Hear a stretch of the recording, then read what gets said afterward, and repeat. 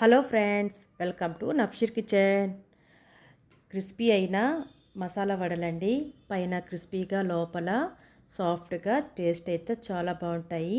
పిల్లలకి evening time snacks లాగా ఇలా హెల్తీగా ఇంట్లోనే సింపుల్గా రెడీ చేసి ఇవ్వచ్చు. అంత బాగుంటాయి. చాలా సింపుల్ ప్రాసెస్లో ఎలా తయారు చేయాలో ఈజీగా చూపించబోతున్నాను. మీరు కూడా ఒకసారి ఈ మెథడ్లో ట్రై చేసి చూడండి, మీకు కూడా నచ్చుతుంది. ముందుగా ఎలా తయారు చేయాలో చూద్దాం. ముందుగా నేనైతే 1 గ్లాస్ వరకు 150 గ్రామ్ వరకు శనగపప్పు అయితే తీసుకున్నానండి.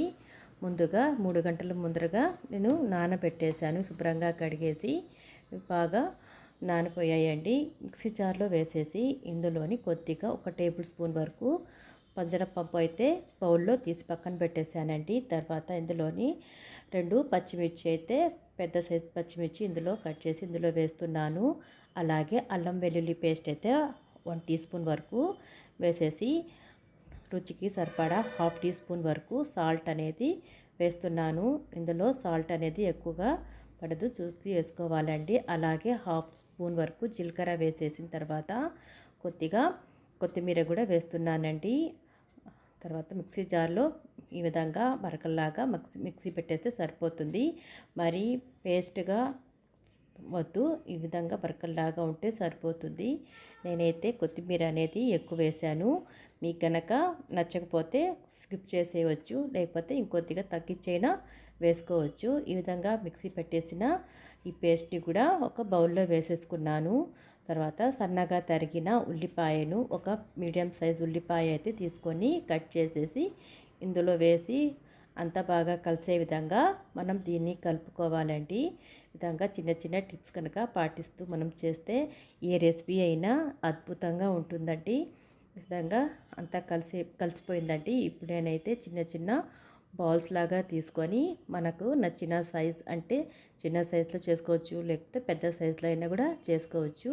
మనం చేసే ఈ రెసిపీ అంటే ఈ వడలు అక్కడక్కడ శనగపప్పు అయితే ఉంటే బాగుంటుందండి. తినేటప్పుడు మనకు శనగపప్పు తగులుతూ ఉంటే చాలా టేస్ట్గా ఉంటాయి. తర్వాత నేను డీప్ ఫ్రైకి నూనె వేడి చేసుకున్నాను ఆల్రెడీ. ఇందులోని ఒక్కొక్కటి చొప్పున నూనెలో వేస్తున్నానండి. విధంగా నూనెలో ఇది మరీ హై ఫ్లేమ్ వద్దు, అలాగని మరీ లో ఫ్లేమ్లో కాకుండా మీడియం ఫ్లేమ్లోనే మనం దీన్ని డీప్ ఫ్రై అయితే చేసుకోవాలండి. చూసారు కదా, ఈ విధంగా వేసిన తర్వాత మనం రెండో పక్కకు 1 నిమిషం పాటు వేగినిచ్చినాక తర్వాత రెండో పక్కకు టర్న్ చేయాలండి. చాలా సింపుల్గా అయిపోతుంది. ఒకసారి ఈ మెథడ్లో మీరు కూడా ట్రై చేయండి. వీడియో నచ్చినట్లయితే తప్పకుండా లైక్, షేర్, సబ్స్క్రైబ్ చేయండి. పక్కనే ఉన్న బెల్ ఐకాన్ను క్లిక్ చేసినట్లయితే నేను అప్లోడ్ చేసే కొత్త వీడియో నోటిఫికేషన్ ద్వారా చూడగలరు. మరెన్నో రెసిపీస్ కోసం నా ఛానల్ని ఫాలో అవ్వండి. మీ ఫ్రెండ్స్కి అలాగే మీ ఫ్యామిలీ మెంబర్స్కి నా వీడియో అనేది షేర్ చేయండి. ఈ విధంగా మనం రెండో పక్క కూడా టర్న్ చేసుకున్నాను కదా. ఇప్పుడైతే రెండు చొప్పున తీసేసి సర్వింగ్ ప్లేట్లో తీసి పక్కన పెట్టేసుకుంటున్నానండి. చూసారు కదా, గోల్డెన్ కలర్ వచ్చాయి. మరి కలర్ ఎక్కువ ఉన్నా కూడా అంతగా చూడడానికి కూడా బాగుండవు.